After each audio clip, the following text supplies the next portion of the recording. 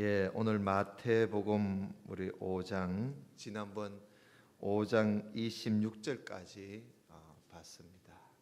오늘은 27절부터 좀 봅시다.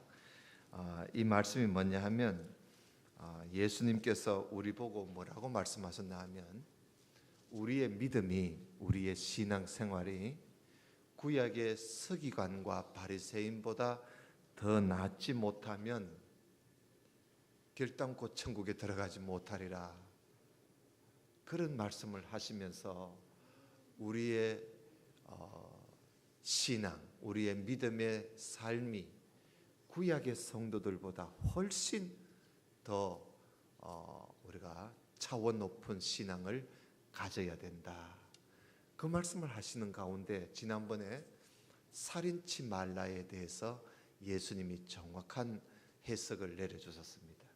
오늘 두 번째인데요, 27절에 보면 두 번째는 간음치 말라. 우리가 그 10계명에 보면 제7계명이 간음하지 말라 되어 있잖아요. 간음치 말라. 여러분, 이 구약의 성도들은요, 남의 아내를 겁탈하거나 또 남의 남편을, 남자를 또 유혹하거나 해서 동침을 하거나 이렇게 하면 이제 간음죄에 걸리는 거예요. 간음죄에 걸려. 그런데 오늘 예수님께서는 하나님께서 간음치 말라라고 하나님이 말씀하신 그 뜻은 그것만이 아니라는 겁니다. 한번 읽어봅시다. 27절, 또 간음치 말라 하였다는 것을 너희가 들었으나 나는 너희에게 이르노니 여자를 보고 음욕을 품는 자마다 마음에 이미 간음했다는 거예요. 그러니까 마음에 음욕을 품는 것조차도 벌써 간음을 행했다는 거예요. 그러니까 이 구약의 성도들은 육체적인 어떤 관계에서만 간음을 이야기했는데 예수님께서는 아니라는 거예요. 우리가 마음에 또 이미 음욕을 품으면 간음을 행한다. 예수님이 이 말씀을 우리가 생각하면 요즘 세상에 간음을 얼마나 많이 간음의 죄를 저지르겠어요. 그래서 예수님이 심지어 이런 말씀하셨어요. 29절에 보면 만일 너 오른 눈이 너를 실족케 하거든 빼내버려라. 너 100개의 지체 중에 하나가 없어지고 온몸이 지옥에 던지우지 않는 것이 더 낫지 않느냐. 또 만일 너 오른손이 너를 실족케 하거든 찍어내버려라. 너 100개의 지체 중에 하나가 없어지고 온몸이 지옥에 던지우지 않는 것이 오히려 더 낫지 않느냐. 그러니까 심지어 예수님께서요, 음욕을 품게 하는 것 자체를 버리라는 거예요. 버려라. 찍어내버리라는 거예요.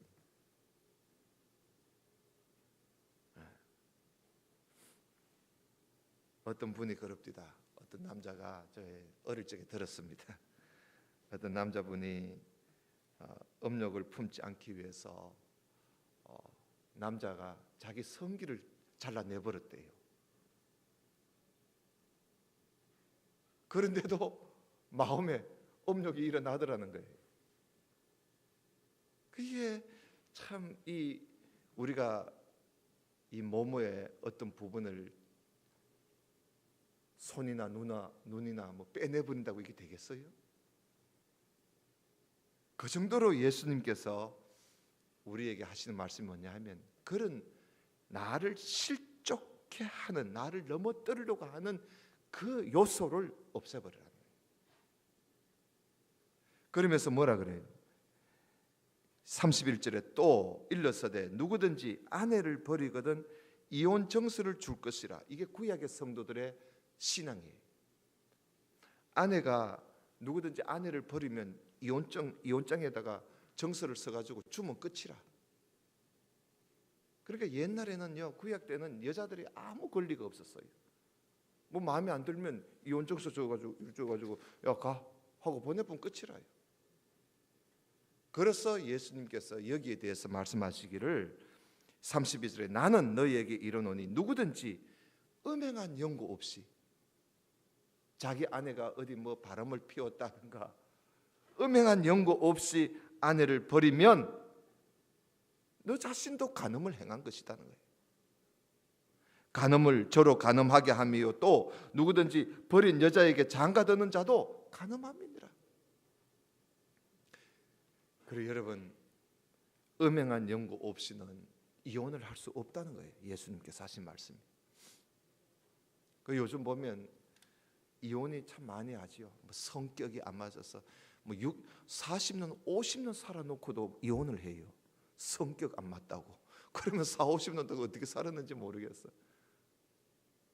항혼 이혼이라 그러잖아요. 하나님 앞에 좋은 일이 아니죠. 음행한 연고 없이는 우리 주님께서는 이혼을 금하셨어요.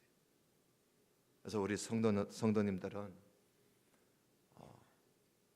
입버릇처럼 뭐 남편하고 조금 속상하면 뭐 이혼 이야기가 나온다든지 말이 나온다든지 그 단어를 쓰면 안 돼요.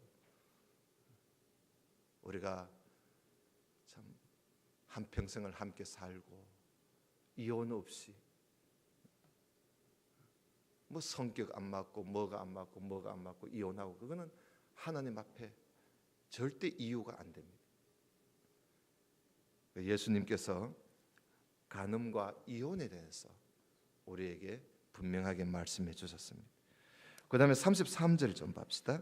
33절에는 또 맹세입니다. 옛 사람에게 말한 바 헛맹세를 하지 말라.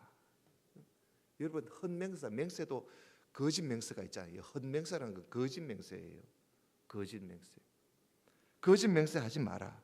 네 맹세한 것을 주께 지키라라고 하였다는 것을 너희가 들었지만 나는 너희에게 이르노니 도무지 맹세하지 마라. 예수님은요, 무슨 일이라도 맹세하지 말라는 거예요. 거짓 맹세라도 하지 말라는 거예요. 거짓말이라도 맹세하지 말라는 거예요. 오늘 여기 보면 땅으로도 맹세하지 말고 하늘로도 맹세하지 마라. 하늘은 하나님의 보호자고 땅은 하나님의 발등상이고 예루살렘은 큰 임금의 성이고 네 머리로도 하지 마라. 어떤 것이라도 걸고 맹세하는 일 하지 말라는. 왜 그럴까요? 우리는요 맹세해가지고 잘 못 지킬 때가 많습니다. 그 맹세해놓고 못 지키면 그럼 어떻게 되겠어요? 그래서 예수님께서 하신 말씀이 여기 보면 37절에 오직 너희 말은 옳으면 그저 옳다 하고 아니면 아니다 하고 그렇게 말하면 되지. 하늘을 걸고 맹세하니 뭘 걸고 맹세하니 맹세를 도무지 하지 말라는 거예요. 여기 보면 37절 끝에 보면 이에서 지나는 것은 악으로 쫓아난다 그랬어요. 지나친 약속, 지나친 맹세, 지나친 말에는요 자칫하면 악을 저지를 수 있어요. 그래서 여러분 우리가 흔히 우리 아이들도 보면요 내가 하나님 앞에 맹세한다고 이런 소리 하잖아요. 그럴 때 함부로 그런 말 함부로 하지 말라고 이야기를 합니다.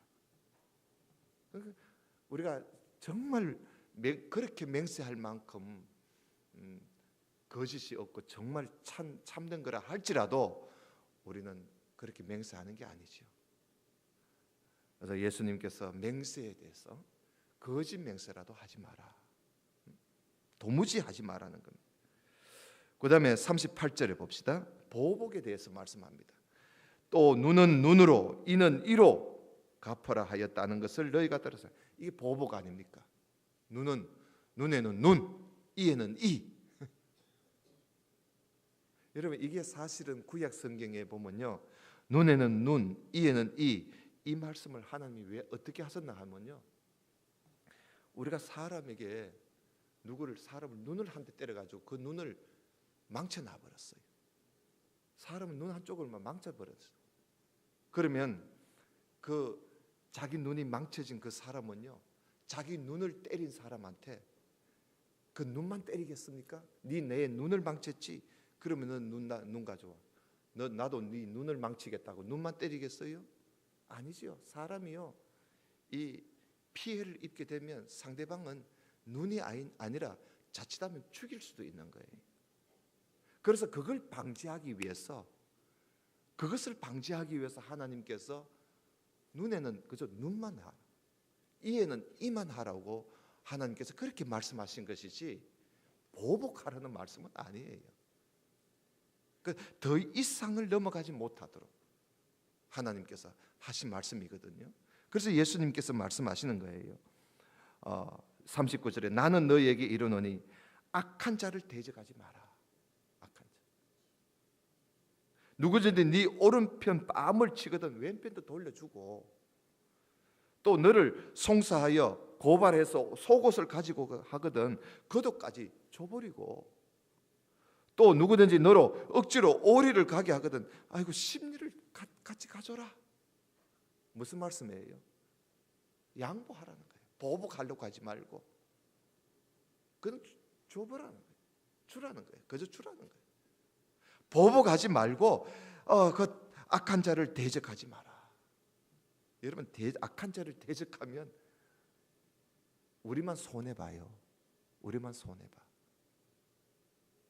여러분, 우리가 살아가면서 악한 자 있으면 떡 한 조각 더 주지 그 대적할 거 없어요. 괜히 우리만 창피당하고 우리만 이상해진다니까요. 그래서 여기 봐요. 42절에 너게 구하는 자에게 주고 내게 꾸고자 하는 자에게 거절하지 말고 그저 줘라. 네한테 뭘 요구하거든 주라는 거예요. 대적하지 마라.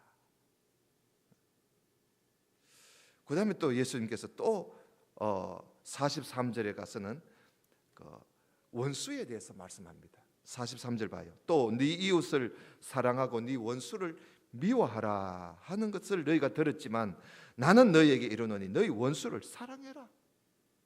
너희 원수를 사랑하고 너희를 핍박하는 그 원수를 위해서 기도해 주라는 거예요.